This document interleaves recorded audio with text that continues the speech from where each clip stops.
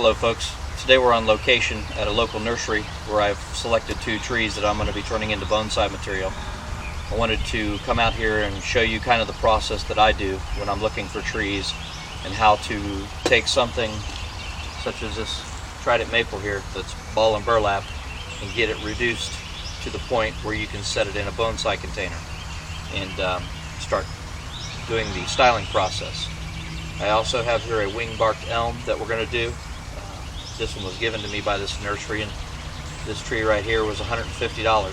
So as you can see, if you invest a little bit of time, a little bit more money than normal, you can get a really decent caliber tree for a decent price. Now these prices obviously are going to depend on where you live in your market area. But these are the 2 that we're going to work with today. We're going to reduce the root ball on the trident maple as well as the wing-barked elm. Obviously we're going to reduce the height of these 2 trees as well so they're easily fit in a truck, and then we will finish the root balls and finish getting them in the pots when we get back to the workshop. So first thing we're going to do is we're going to talk about this trident maple.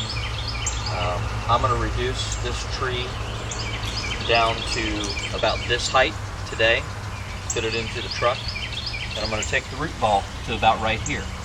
So there's going to be about 4 inches of root ball when I get finished. I'm also going to reduce the diameter of the root ball so I can fit it in a plastic trash bag.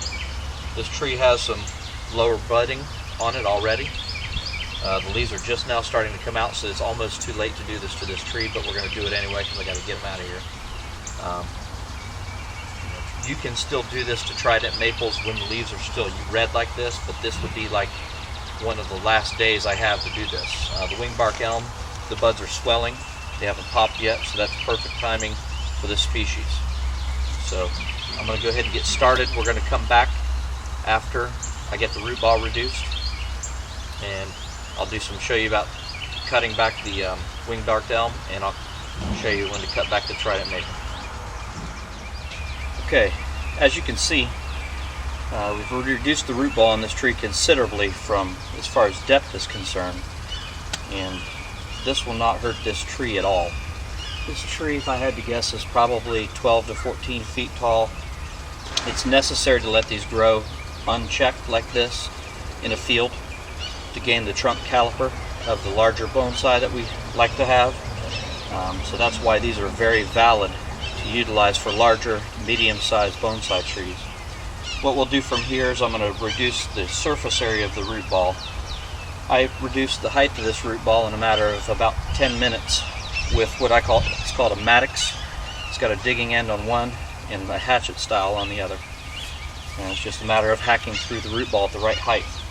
If you notice on the root ball, it has a wire cage. If you're doing this, make sure you look out for the wire cage. You don't want to get tangled up into that thing because you can hurt yourself. What I'm going to do next is I'm going to go ahead and bring in the root ball from the current diameter that it is, and then once we get finished with that, we'll talk about the height. I just want to bring something to your attention. If you look at the base of the trunk, you can see a really nice root flare, and you can see taper, and it gradually gets smaller to about here, and then the taper pretty much ends until you get up towards the top of the tree. When we cut this back, number one, we need to consider the height in order to fit it in the vehicle that we're going to transport it with. Number two, we need to factor in the overall final design of the tree. I see the final height of this tree somewhere in this area, which means I need to be cutting this tree here initially at the end of the most dramatic of the taper. Allow it to back bud down low, which it does have some back budding down low currently, but it will back bud profusely after this. And then work on developing the upper canopy. So we're going to go ahead and do some more root ball reduction. When we get back, you'll see the final size of the root ball. I'll go ahead and cut the tree down at the height that I intend it to be, and we'll start working on the wing-barked elm. Okay, here you see the root ball as it stands. This is small enough for us to get it in a plastic industrial trash bag, get it home, and further reduce the root base on this tree in order to fit it into a pot. I've got a cinder block here so you can see for reference, as well as it's going to serve a purpose in a moment. Now comes the time to where we cut the top of the tree. You don't want to cut the tree until after you've reduced the root ball. This gives you leverage to bend the tree over so you have access to cut the root ball. I had to put a couple cinder blocks on it to hold it down, so you can see the cinder blocks here. Once you get the root ball reduced, you want to make sure you figure out the height where the taper stops. You can see it reduces, and then it stops right about here in this area. Plus, you also have to consider the vehicle, like I said before, that you're going to be transporting the tree in. So we're going to actually take this tree off at this height, right here. Okay, so what you do, just take your saw. What I like to do initially is go all the way around and cut the cambrium layer.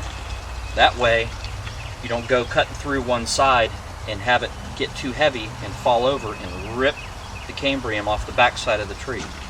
So when I'm dealing with a tree like this and I'm out on my own like I am now, I cut a circle all the way through the tree to assure me that that's not going to happen.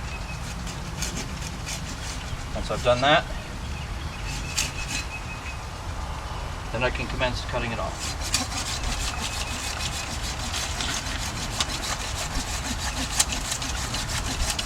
Just take your time doing this. You don't have to do it all in one fell swoop. Make sure that when you come out to do this, that you're as physically fit as you can be. Prepare for it just like anything else. If you're a runner, you don't sit on the couch and then go run a marathon. I do a lot of walking and hiking and running, and then make sure I'm physically fit. And you can see by the look of my face and the sweat that, it takes a toll on you.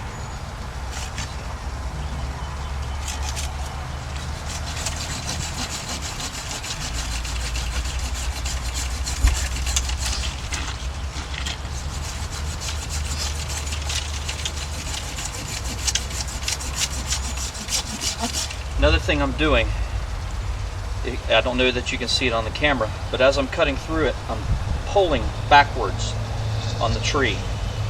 That reduces the stress on the blade, keeps the blade from binding up and keeps the tree from pinching the blade while you cut, and you can control the fall. So you can see I'm almost through this tree as it stands, but I just wanted to show that to you as well.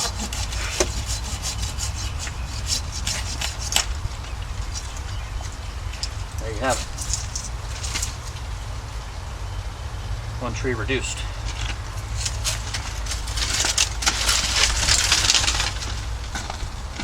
Now, one of the last steps we're going to do before we put this tree in a bag, I'm going to wash as much of this soil off as possible. Sometimes you can't do this on site. That's not a problem. Make sure you do it before you put it in your bonsai pot, because you're going to need to do a lot of root work on this tree before it goes into a growing container. I'll take this,